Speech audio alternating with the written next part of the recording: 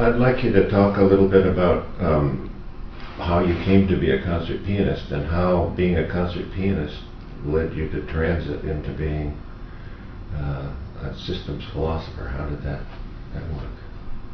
Well, I didn't intend to be a concert pianist. I mean, it was discovered that I have an aptitude or talent or whatever it is called for music. My mother was a concert pianist first and then a teacher, and I started working with me when I was 4 years old, and then she had to stop because she told me that afterwards that I thought I knew already everything. I didn't allow myself to be taught.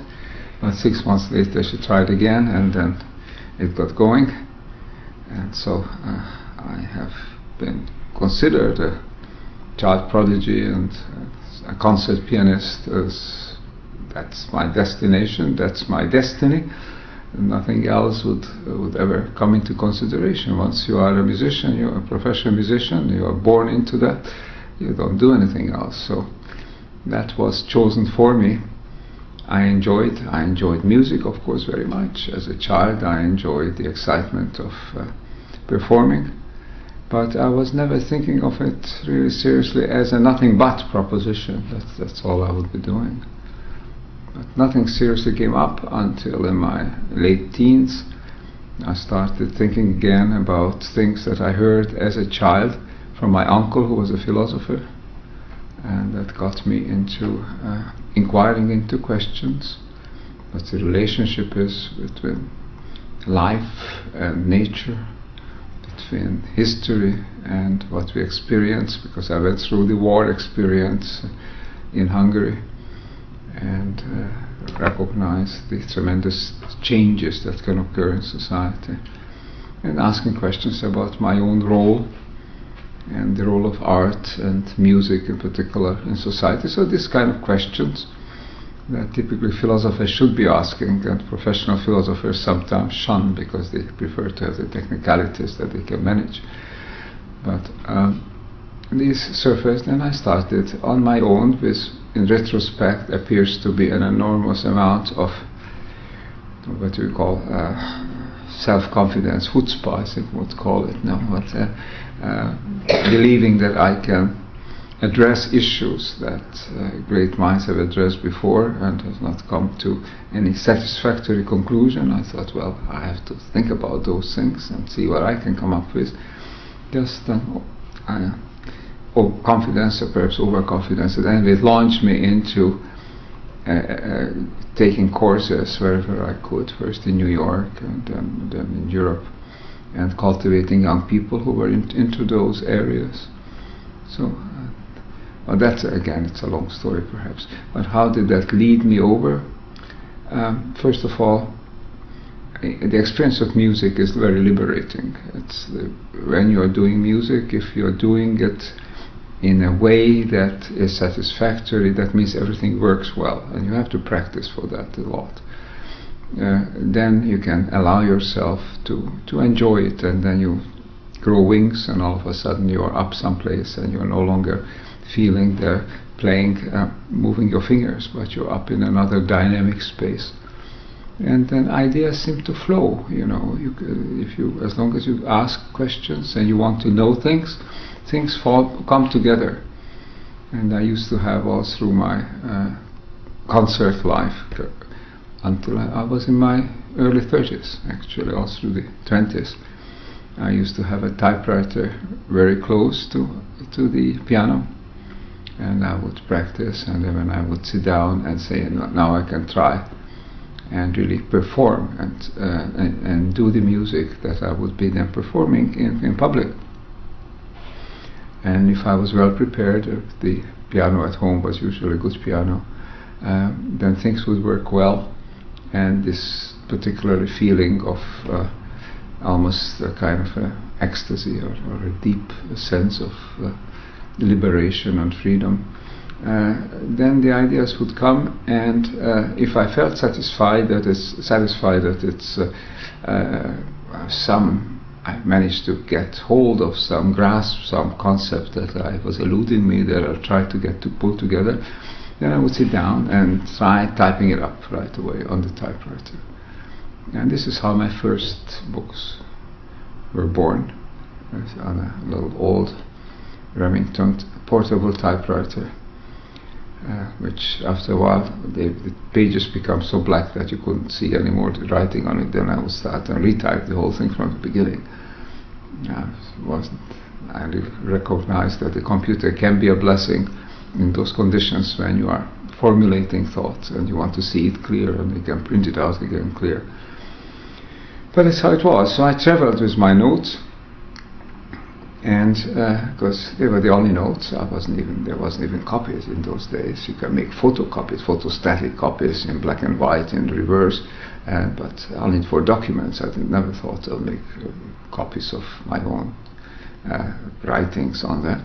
So I traveled with a batch of papers always with me, and one day after a concert, I was sitting after eating dinner, and after dinner I was looking at my notes again, and somebody joined me and asked what am I doing, and this person was at the concert. The concert turned out well, so I felt very expansive and started talking about my notes, which I seldom did because I felt people look very oddly at a concert pianist who all of a sudden starts talking about philosophy and science and so on. What does he want to do about those things? But here I felt good, and I talked about it a little bit, and he said, can you look at the notes? I said, yes. So I went back and finished my meal, and then the gentleman disappeared with my notes. I was concerned, but not all too concerned, because I knew, well, I still have in my head, and I can write them down again if necessary, but still I would have liked to see them back again. And next morning he showed up in the hotel where I was staying, and he said, well, we'll publish your notes. I said, well, how do you mean publish the notes? I never thought I'd write it for anybody. These were thoughts that I wanted to get clear for myself. And he turned out to be an editor for a major Dutch publishing house, an international publishing house called Martinus Nijhoff, and published philosophy and theology. And he said, you have to put a lot of work into making it presentable. The ideas are there, but you have to write it down in a way that we can publish. So I spent another year at this, and then it got published, and that was the first of many books, which eventually then took me to a career in the academic world, and from there to the UN, and from there to freelance and doing whatever I'm doing now. But what did that have to do with my thoughts? First of all, music enabled me to think, enabled me to be free to follow up intuitions, allow the things to flow, and then it helped me to concentrate on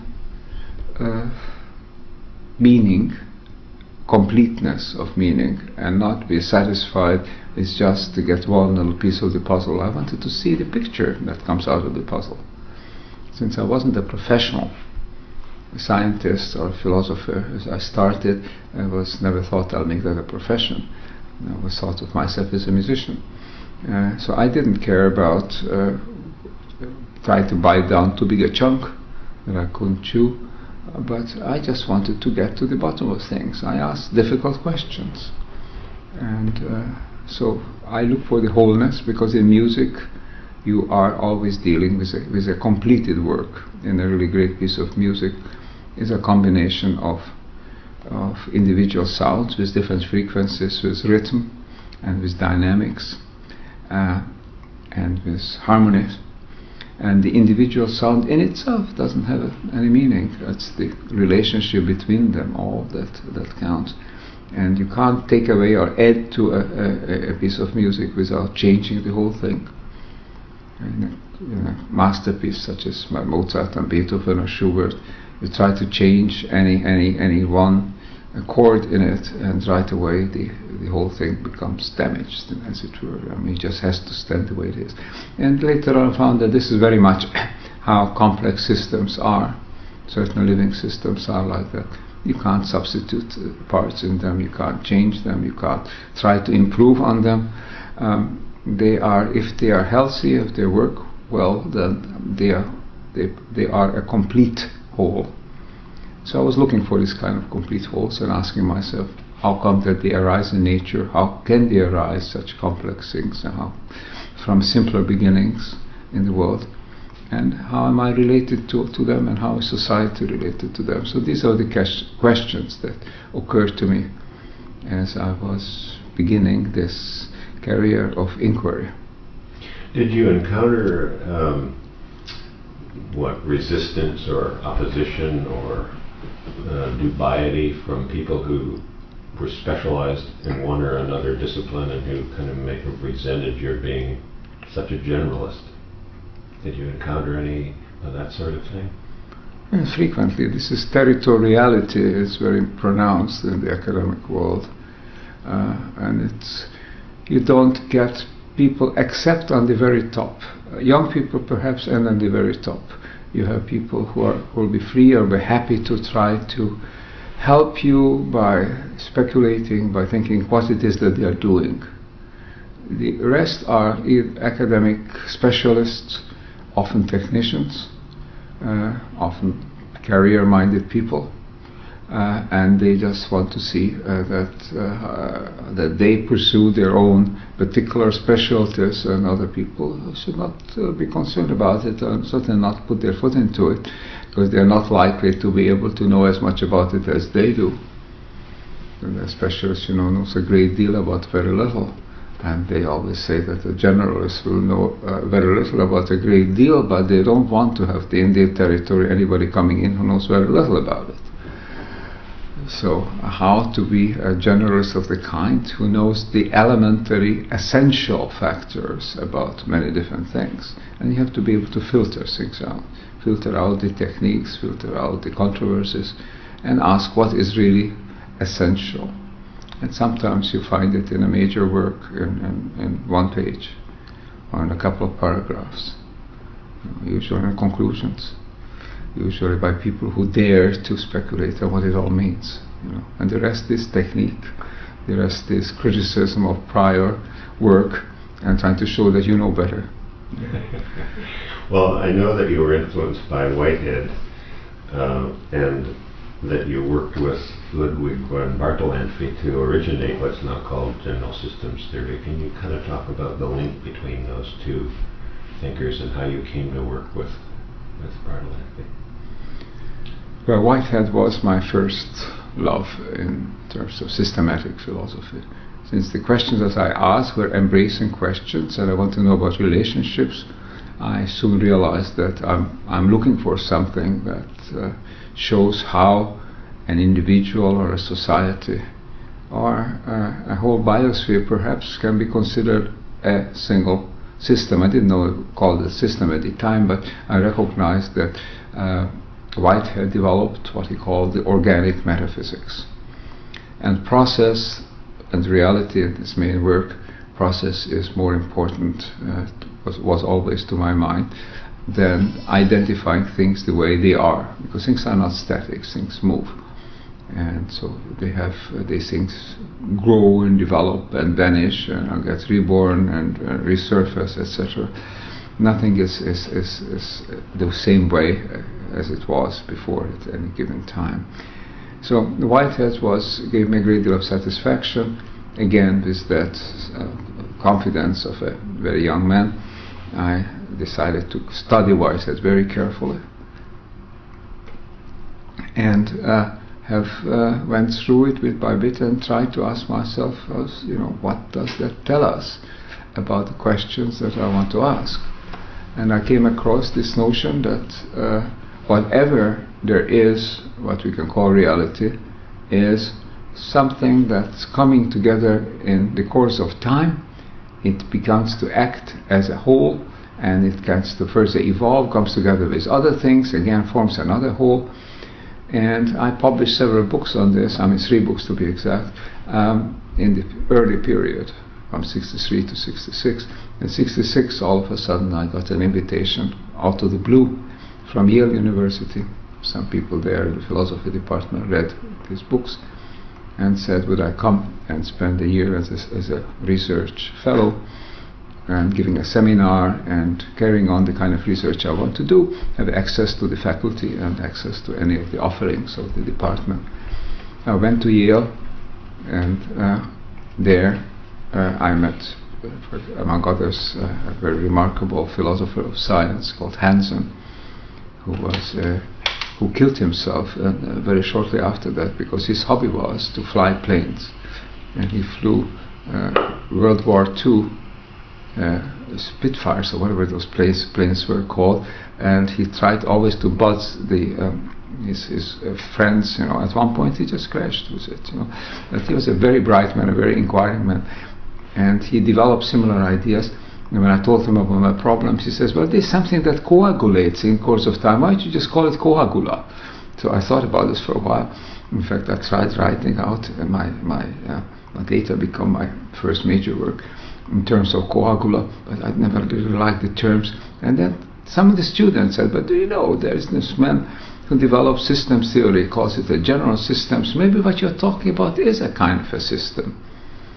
So I found out where this man lives. He was living in Canada at the time. Then he moved shortly after that to the state of New York. I got in touch with him, I met him, and we started a collaboration. And this was Ludwig von Bertalanffy, an Austrian biologist who dared to go beyond the range of his, or the territory of his discipline, and say that a system is not just a living system. Anything can be a system. It's an organization, a society, a cellular colony, whatever is a system. And he was duly criticized and excommunicated by many of his colleagues, but he persisted. I met him, I met Paul Weiss, another biologist at Rockefeller University at the time. They both wrote their dissertations in Vienna, and I think Weiss's dissertation was called "The Butterfly Considered as a System," and von Bertalanffy wrote on some very special problem and physiology, and looking at it as part of the organism as a system. So these were pioneers, and they had a great influence on me, and I tried to develop an overarching theory. I was always looking for the meaning in the whole at that time, which von Bertalanffy suggested, well, this is a systems theory, but it goes beyond on the next level, so why don't you call it a systems philosophy? So this became my major book on that, was modestly titled An Introduction to Systems Philosophy, with an introduction to it, a foreword by Ludwig von Bertalanffy. And that then launched me on the explorations that I continue to this day. Did you have much contact with Arthur Koestler during those times? I know he was... Von Bertalanffy had contact with Koestler, and they had these seminars in Austria, and I remember reading about them. I never actually met Koestler. He died before I was living in America at the time, and before I really settled or moved back to Europe, he wasn't around anymore. But I read, particularly with great attention, it had a great influence on me, a book I think he called Beyond Reductionism. Yes. And this was a series of contributions by like-minded people who were at the beginning of the systems movement. And I thought this is very insightful, and to this day I think it's absolutely should be one of the Bibles of the new thinking that we need. Another person that I wanted to ask you about, who's, well, Janusz, is that the way you pronounce it? Janusz, yeah. And his idea of autopoiesis and that whole, what contributions you saw him making in his work. Well, Janusz was a good friend. Actually, by the way, autopoiesis was originally thought out by Maturana, who was a biologist. Right, but Janusz picked up the notion, and the notion of evolution, worked with Waddington, a great biologist and ecologist. With Erich Janusz, I had a great deal of affinity because he was professionally a music critic. That was his work. And he moved into academia the same way I did, out of a personal interest from music. Only from the other side, I mean, I would play the concert and he would write a review of it next day, you see. He actually never reviewed my concerts, we never got together in that way. But when we met at meetings, brought together by Van Bertalanffy actually, we immediately found a great deal of empathy. And I remember sitting in a hotel room in Tokyo at a meeting of a systems science meeting in Tokyo in the very early 70s, I think. And Jantsch just gave me his book, and he asked me to read, to have a look at it. And he gave it to me in the evening after the evening session. And next morning I called him. I said, I've just finished reading it. I didn't sleep that night. I read through the whole thing. And we sat down again for breakfast. And I had, with all due modesty, I had suggested a title, and that's the title he adopted. That's the title under which it was published. Now, you must, in a way, prompt me. I can't think of the title at the present time. But Design for Evolution. That was the title. Yes. Yeah. Are there other people that you worked with that you would like to remember in this kind of a brief autobiography, intellectual autobiography? Well, many people. Prigozhin among them. Ilya Prigozhin, who even as a relatively young man came across these ideas that Jantsch told me about. And Jantsch said, you absolutely have to meet Prigozhin, you have to read him. I was very impressed because his exposition was heavily demonstrated in mathematics, so it seemed very complex. But I met Prigozhin. We had a number of times when we were sitting together and made excursions into nature, and he was just talking freely about his ideas. And this whole idea of a bifurcation and of a dissipative system, an open system, all these things that I started to work on with Van Bertalanffy. Prigozhin could show how these things works and how it works out, even on the chemical or biochemical level, physical chemical level even, and he could show basic relationships which then earned him in 1977 the Nobel Prize. But he always felt that he is an oddball in a way. He's always way out, of others. He was always heavily criticized. He actually got the Nobel Prize. It doesn't take anything away from him because I think it was absolutely the right choice, but he got it more or less by accident because the jury couldn't agree on two other people, and he was there the third as a dark horse candidate. And so he was more surprised, Prigozhin himself, with the news than anybody else. But it was a marvelous thing because it gave a tremendous push to the legitimacy of this notion of evolution, of evolving complex systems. And we had many times been working together. The last time it was at the Spoleto in Italy, at the Two Worlds Festival. Menotti was one of the people behind it. And this Two Worlds Festival was music, art, as well as a science part to it. A Two Worlds Science Symposium or so.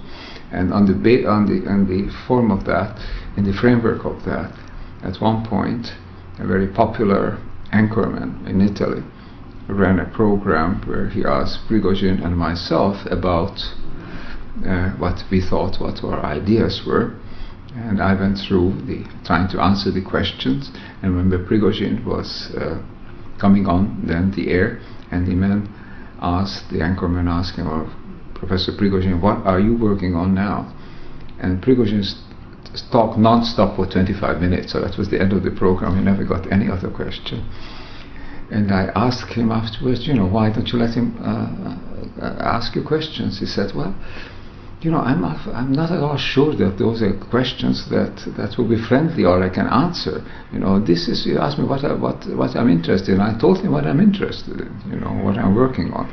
But he was always defensive. It's truly, when you are coming out, even if you are at that time was Nobel laureate, you still had the feeling that all those people working on the little bits and pieces and the very specialties looking at you and you not taking you seriously. So that's a prize one has to take. But I was never considered myself a professional philosopher or a professional anything, actually. I don't like to consider myself a professional pianist either, although I was making my living on that for a long time.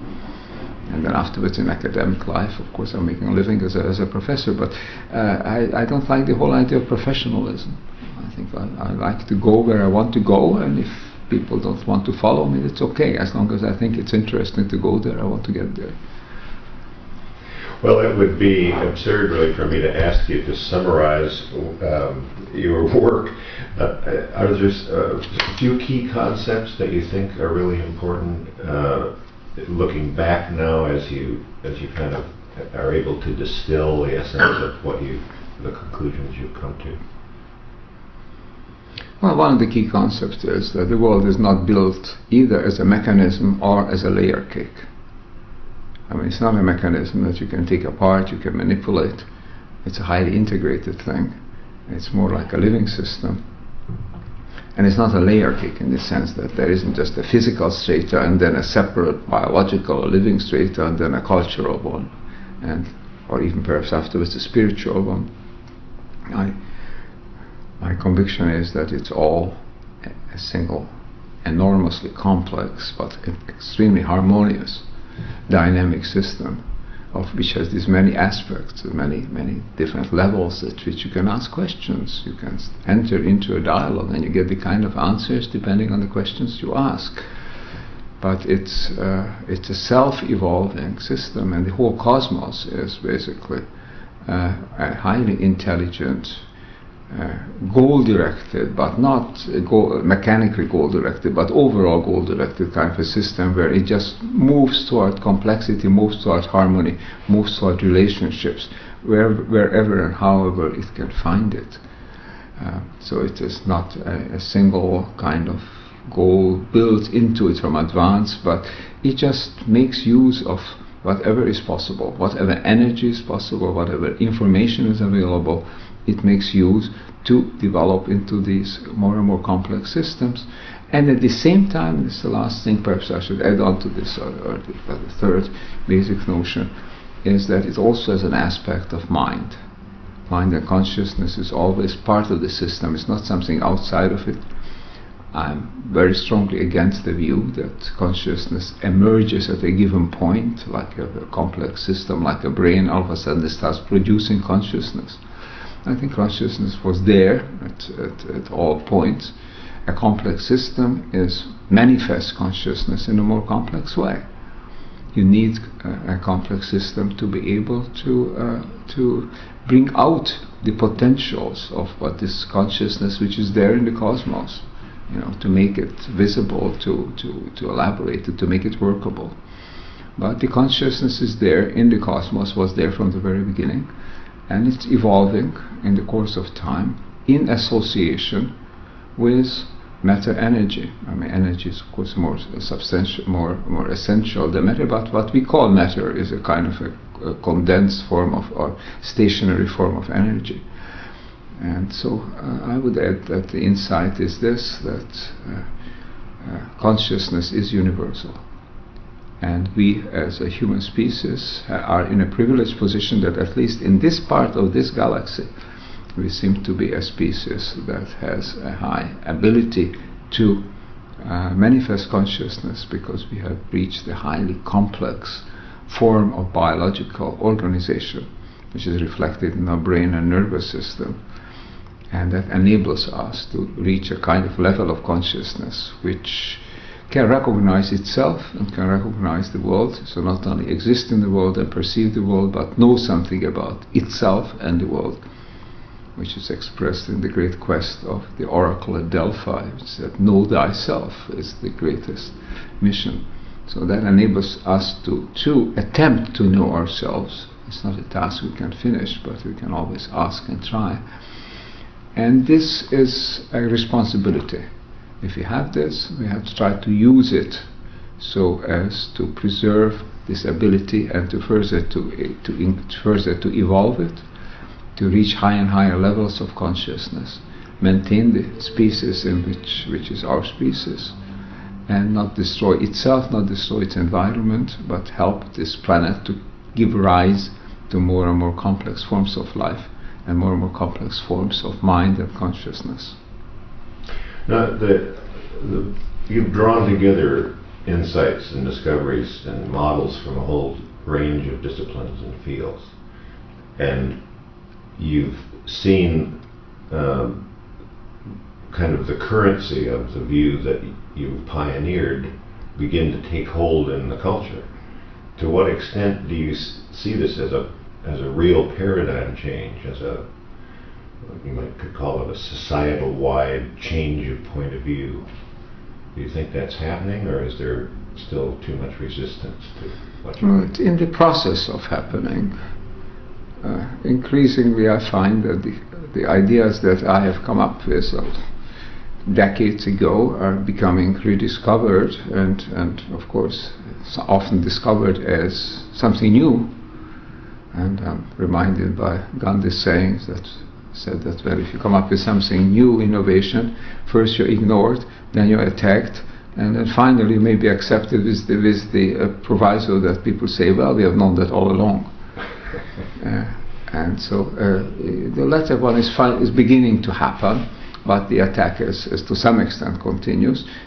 I'm less ignored than I was before, I should put it that way. Well, what would you say are the real-world applications of this? You've written a book called The Chaos Point, and so I'm sure you think about all the time the very danger of our, as a species, kind of committing default suicide. What are the real-world applications of the point of view that you have that could get in the way of our destructive tendencies?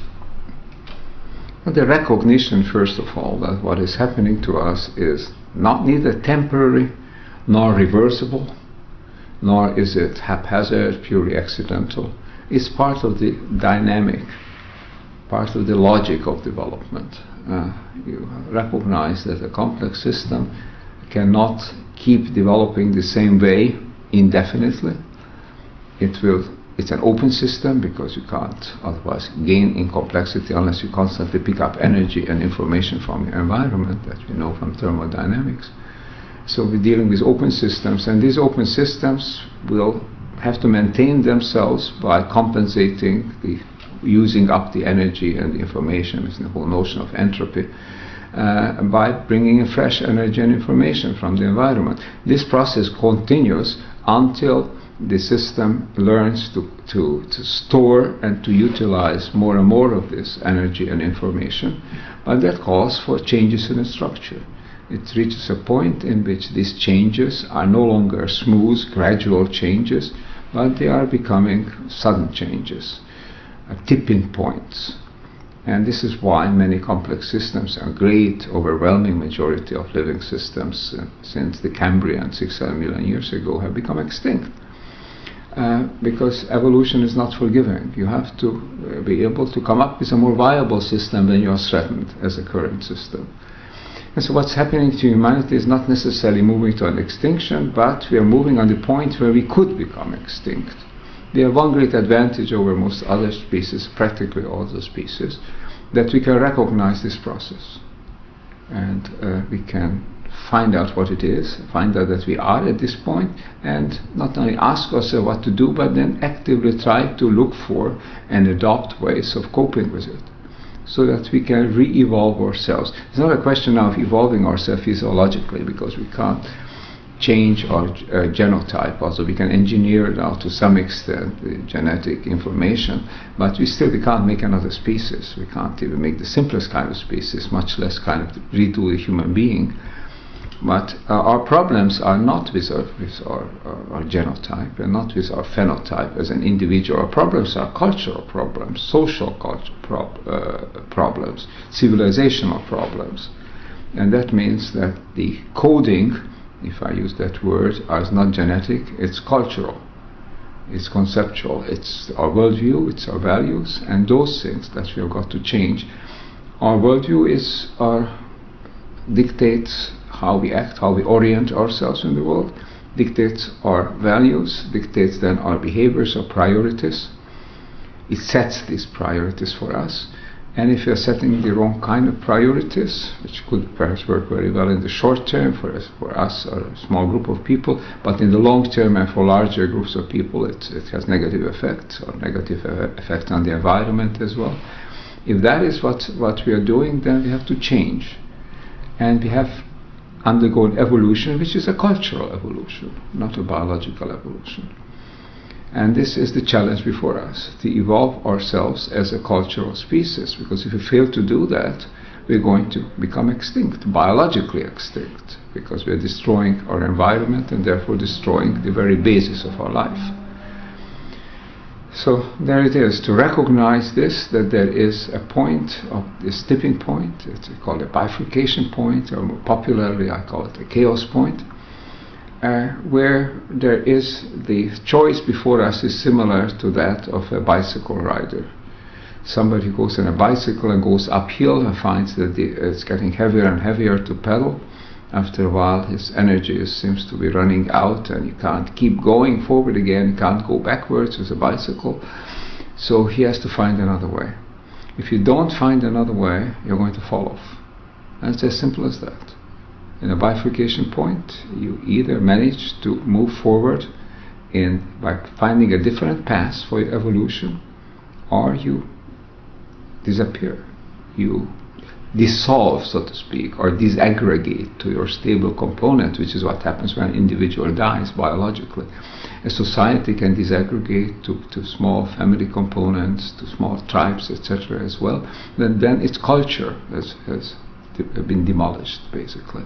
If you try to do that today with the kind of tremendous powerful technologies we have at our disposal, we might very well kill ourselves off in the process. So we can't allow these systems to simply get demolished. We have to evolve them into a higher level of cooperation and at a higher level of synchronization, syntropy if you like, or synchronization. And that's the challenge. It's possible to meet this challenge, but the precondition is to recognize that it's there, to recognize that it has a logic of its own. You have to interact with the system, just as if you can interact with a computer. In some way. You don't just go around with a hammer trying to fix it in some way. You can interact with it logically. Our human systems are, in that way, dynamic systems that require us to cope with a good deal of understanding and insight. Mei Wang Ho has talked about this concept of syntropy or negentropy. Can you talk a little bit about how this tendency to self-transcend in systems relates to the second law of thermodynamics and the whole idea that things inevitably run down? It seems like evolution is going counter to this tendency.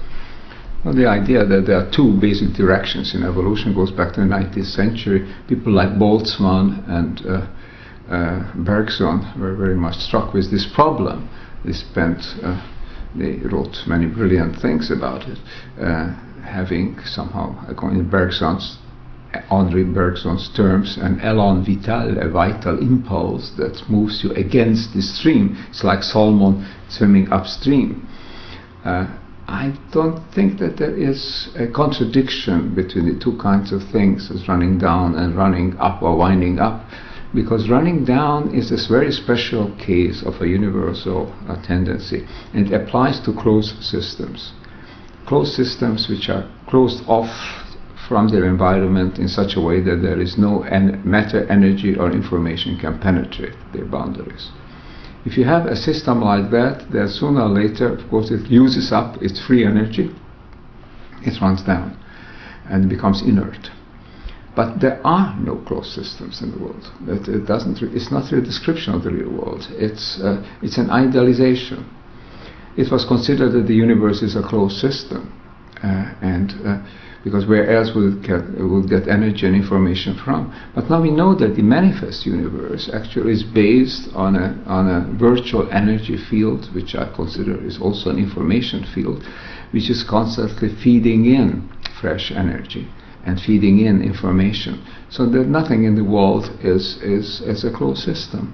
Nothing in the world runs down. I don't think the universe is running down. I think the universe is evolving, is structuring itself, and it's generating information, and it's conserving the information, can build on that information. Is there an element of teleology in this? Is that what you're suggesting? Or is it a learning universe, kind of? Just making it up as it goes along? It's not teleology, it's teleonomy, and the distinction is just that you are generating the direction. It's not pre-given.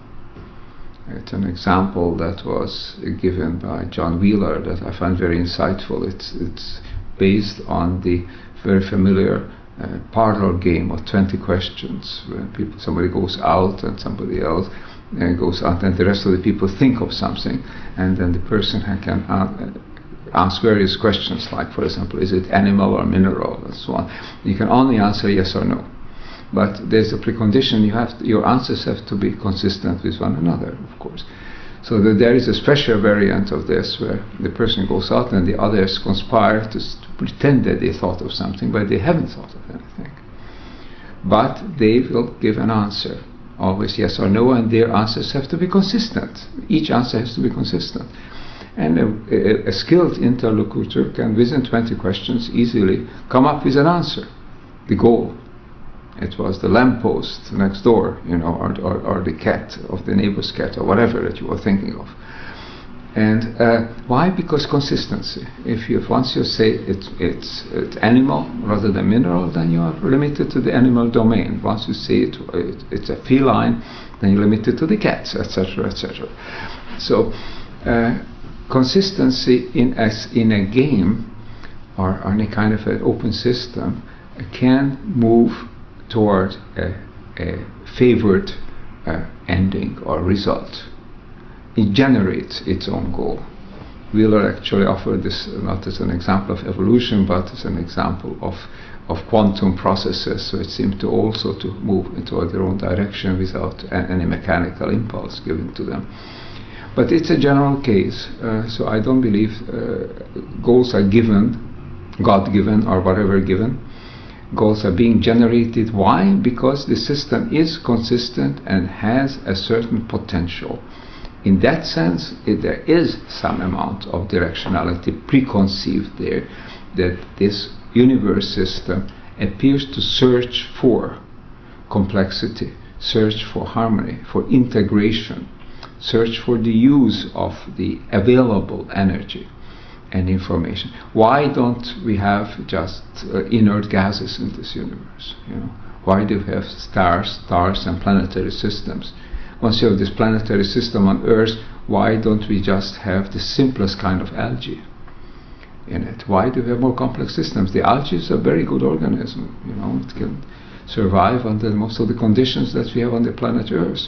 Why did they have to look for oxygen in the atmosphere to move beyond that first stage and create this more complex systems with the enclosed nucleus of the cell?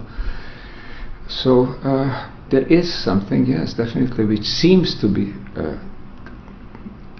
a preferred direction, not a pre-given goal, but a direction of development. And human society itself moves toward it in the same direction, from simple, relatively simple societies with very clear-cut division of labor. The men go out hunting or gathering food, the women tend the home fires, so to speak, and take care of children. In one version or another, simple tribal societies are very stable and have a very clear-cut ability to survive. Why do we go beyond that? Why did we go beyond that and move always to more complex societies, less and less stable? As we go to a complexity, we become less stable, more able to react, at the same time more endangered by outside influences. A human being can be flattened not only by a stone, by a brick falling from the second floor someplace, but also by a common flu, if it's a bad variety. A simple organism is much more stable than that. A cell can divide and divide, and it has no really end to its existence.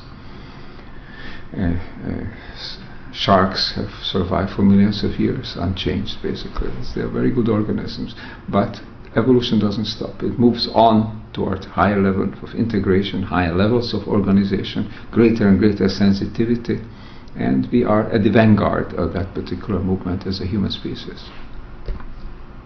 So, did you? Yeah, I was wondering if we could talk about intentionality and the power of common intent right now at this point to affect the direction. And maybe in the context of the Akashic field, I don't know if that relates. I think everything relates to it. But the intention, or the power of intentionality, raises the question of whether consciousness can be a physically effective factor, or I don't even know what the alternative to that is, but which is purely an ideal thing that happens in your head and doesn't affect anything else. But if you look at consciousness as an instrumentation, as an instrument whereby you are reading information in the cosmos, in the world around you, it's the biosphere, or obviously it's not the whole cosmos immediately, but what there is given already. And so not limited to going to libraries and opening books or going to the internet and opening up a website, but you can also intuit information. Then your consciousness becomes a powerful factor in your own development. And the same way, then, if you can pick up information from others, it stands to reason that you yourself can give information. You yourself can affect others. And that's the power of consciousness, that we can read ourselves into this information field just as simply as we can read out others from this information field. I think this is a holographic process, but that's perhaps another more technical problem. But the factor seems to me that if your consciousness can affect the field, then whatever you project through your consciousness will also affect that field. There are many provisos for this, because it does seem, and some experiments show, that too much intentionality, too much directedness can actually bias the results and do not always lead to the desired results. But anyway, has to allow a level of spontaneity, which the Easterners, the Orientals, have understood this very well when they talk about emptying your mind, not having a sense of the ego and what your ego wants to do. So this entering into the field with this kind of an openness, with an open mind, I think has a greater effect than entering on it and saying, now I want to do something, to it. And this, I think, the power of intentionality lies there. We know the power of meditation and prayer to heal, and it can be used for good or for bad. In voodoo, sometimes has been used to inflict harm. But today, those people discovered this, I think, are more intent on healing than on using it negatively. At least I hope so. So you have traveled the world now for some years, spreading the word, as it were. What do you see as your kind of social-cultural goal, and what are some of the organizations that you have formed or are in relationship with? Well, I was a part of the Club of Rome from the beginning, which is a think tank that in 1972 we published this report, The Limits to Growth, which made an impact at the time, although it was generally dismissed by the business community, saying, wow, this is just a computer projection, and they were saying garbage in, garbage out. If you don't know exactly what you're putting in, you can't depend on what's coming out of it. But the idea got hold of, I think, of the leading circles of altogether of the mind of mankind, you could say, that there are limits to growth. You just can't keep going forever with the same kind of growth processes. As sooner or later it becomes cancerous. So now then I founded the Club of Budapest, which differs from the Club of Rome in that we decided not to just to address ourselves to decision makers in politics and business, but go to civil society, talk to people, and try to use the power of art and spirituality as well to bring about a change in consciousness. basically changing consciousness, not just looking for strategies of better sources of energy, important as it may be, or better politics or better business strategy, but to use the power of consciousness to change people's priorities, values and behaviors. That's the basis of it. And my ambition is to make the Club of Budapest superfluous, and then we'll close it down. We said at the very beginning of the Club of Rome also that what we no longer needed, and we'll close it down. It hasn't been closed down, although it has, I think, survived to some extent its usefulness. But the Club of Budapest, for the time being, is still very useful. It should be useful. It's more useful than it's actually, as the role that it actually plays, because it's not recognized sufficiently as how useful it could be. But my goal would be, which I don't think I'll reach in this lifetime, of reaching a point where an organization like the Club of Budapest is no longer needed, because the consciousness change has occurred and people have managed to create a civilization which has diversity, but which has unity and which is peaceful and sustainable. So what gives you hope that that can, in fact, will occur?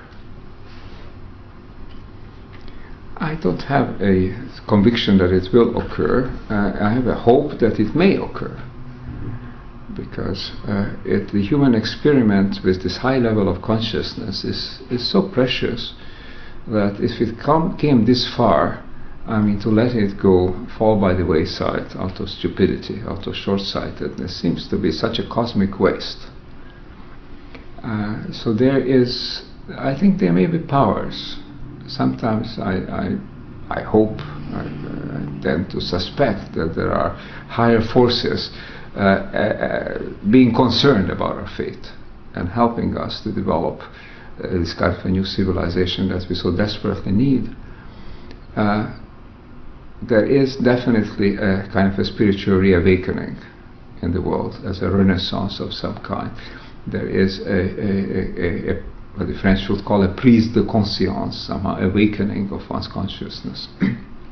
Whether it comes in time, I don't know, but it is happening, and the human system is reacting to the dangers. What gives me hope is that this system has a great deal of autonomy, a great deal of resilience, and it is able to, in some sense, like an organism, produce an antibody to the toxins. Toxins is old-fashioned behavior, and the antibodies would be a wiser form of behavior, you know, wiser ideas.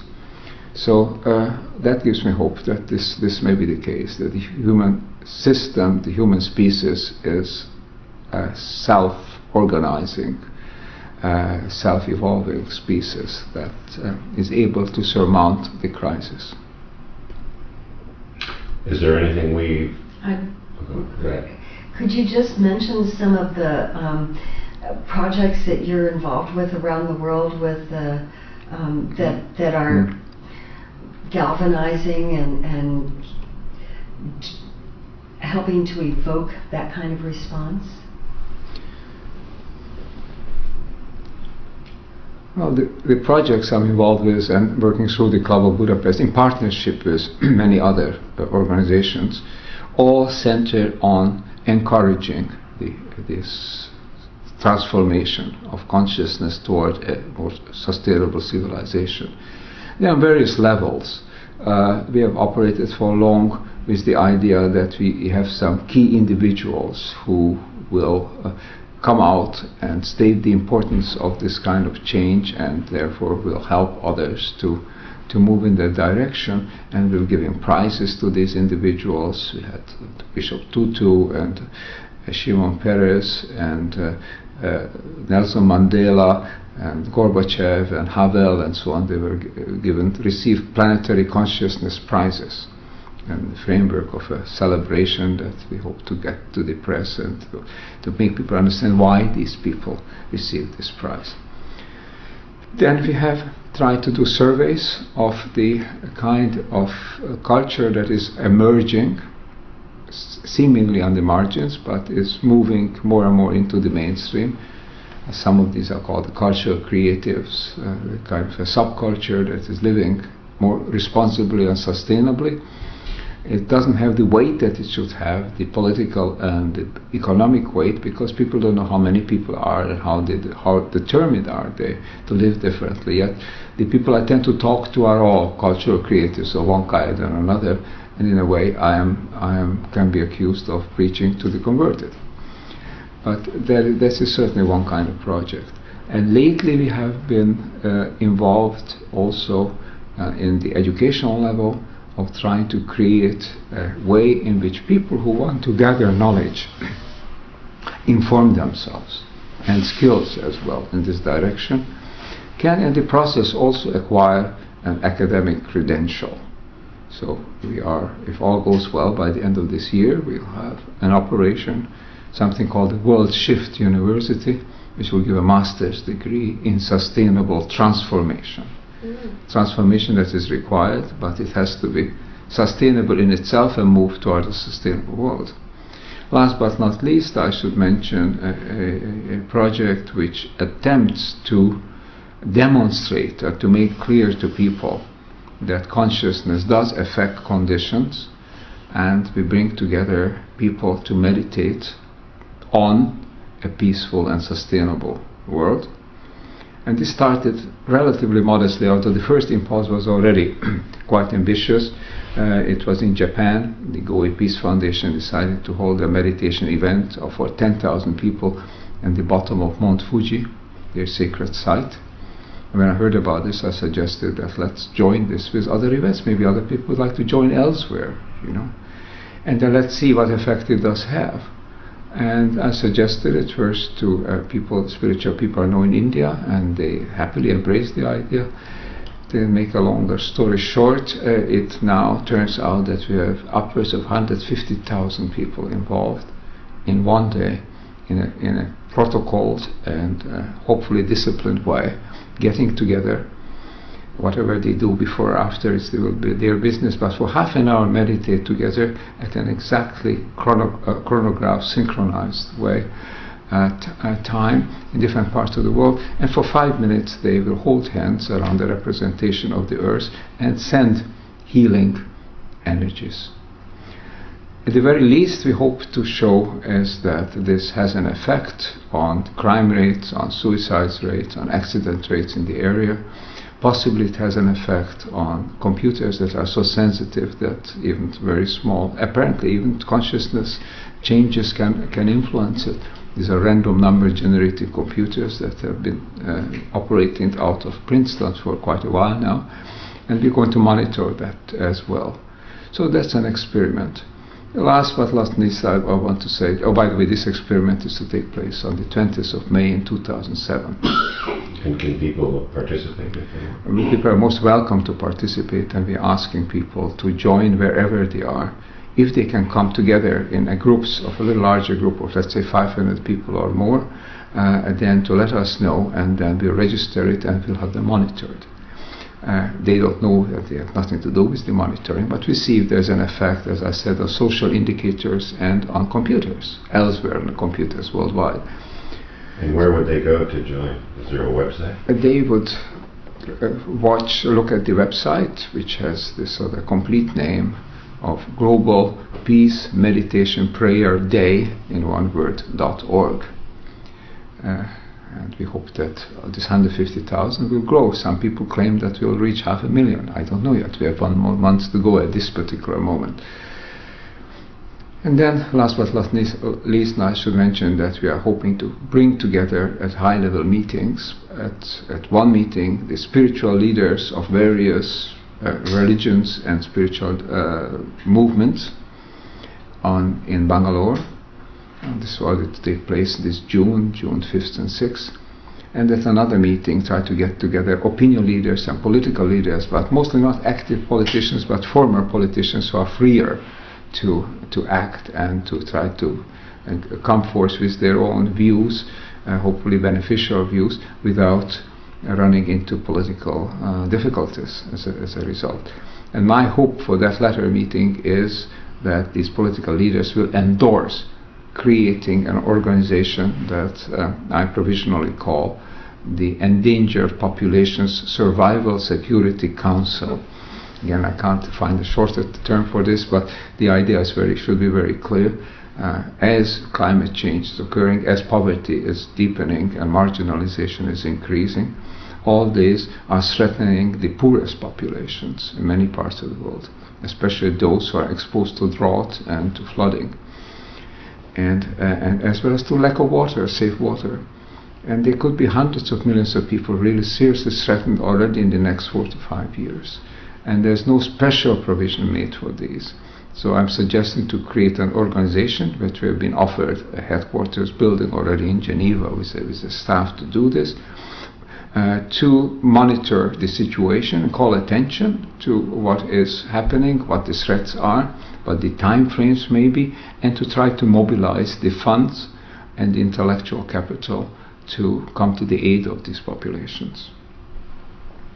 Who are you doing that in partnership? Again, what that's called?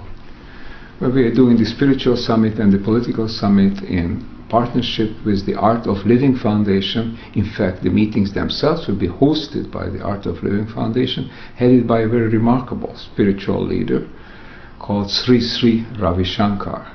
He's the only spiritual leader who is routinely and normally given the honorary name of Sri Sri, not just one Sri, and is also known as His Holiness, as the same as the Dalai Lama.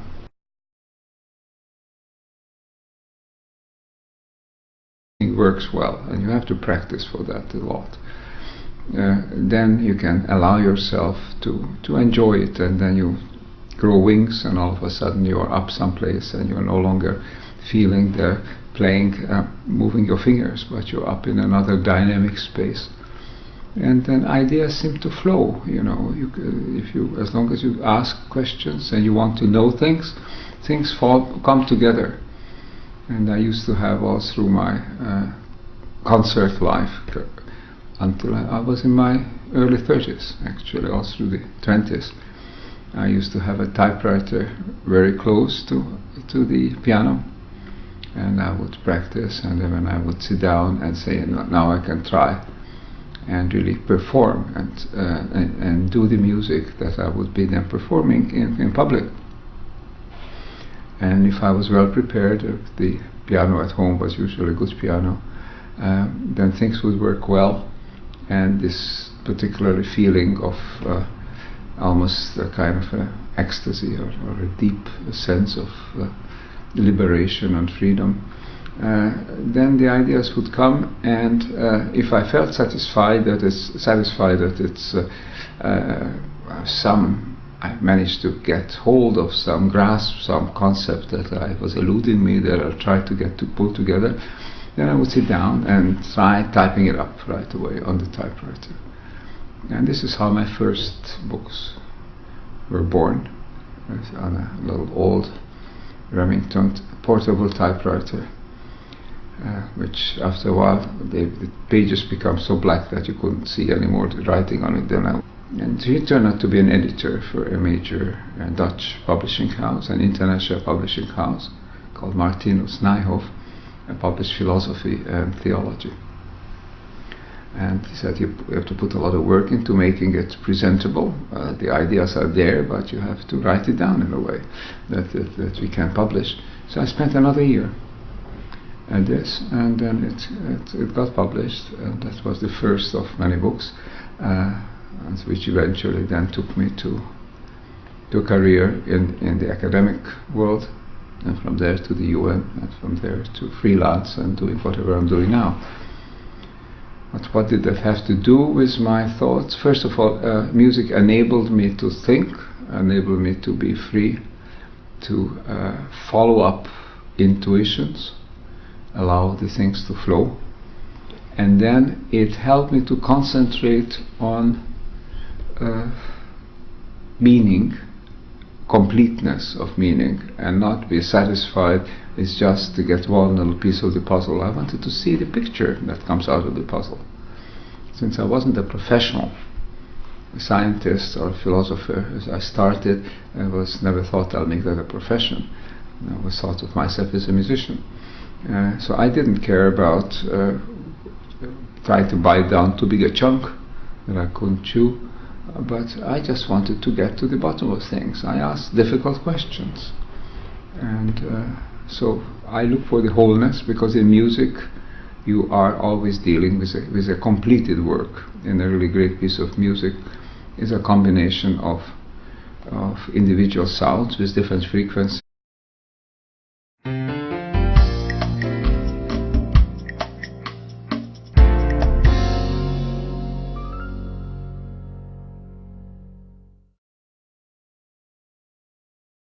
I'd like you to talk a little bit about how you came to be a concert pianist and how being a concert pianist led you to transit into being a systems philosopher. How did that work? Well, I didn't intend to be a concert pianist. I mean, it was discovered that I have an aptitude or talent or whatever it is called for music. My mother was a concert pianist first and then a teacher. And I started working with me when I was 4 years old, and then she had to stop because she told me that afterwards that I thought I knew already everything. I didn't allow myself to be taught. But 6 months later she tried again, and then it got going. And so I have been considered a child prodigy and a concert pianist. That's my destination, that's my destiny. Nothing else would ever come into consideration. Once you are a musician, you're a professional musician, you are born into that, you don't do anything else. So that was chosen for me. I enjoyed music, of course, very much. As a child, I enjoyed the excitement of performing, but I was never thinking of it really seriously as a nothing but proposition. That's all I would be doing. But nothing seriously came up until in my late teens. I started thinking again about things that I heard as a child from my uncle, who was a philosopher, and that got me into inquiring into questions. What the relationship is between life and nature, between history and what we experience, because I went through the war experience in Hungary, and recognize the tremendous changes that can occur in society, and asking questions about my own role and the role of art and music in particular in society. So these kind of questions that typically philosophers should be asking, and professional philosophers sometimes shun because they prefer to have the technicalities that they can manage. But these surfaced, and I started on my own with, in retrospect, appears to be an enormous amount of what we call self-confidence, chutzpah, I think we would call it now, but believing that I can address issues that great minds have addressed before and has not come to any satisfactory conclusion. I thought, well, I have to think about those things and see what I can come up with. Just confidence, or perhaps overconfidence, and it launched me into taking courses wherever I could, first in New York and then in Europe, and cultivating young people who were into those areas. So well, that's, again, it's a long story perhaps, but how did that lead me over? First of all, the experience of music is very liberating. When you are doing music, if you are doing it in a way that is satisfactory, that means everything will start and retype the whole thing from the beginning. I recognize that the computer can be a blessing in those conditions when you are formulating thoughts and you want to see it clear, and you can print it out again clear.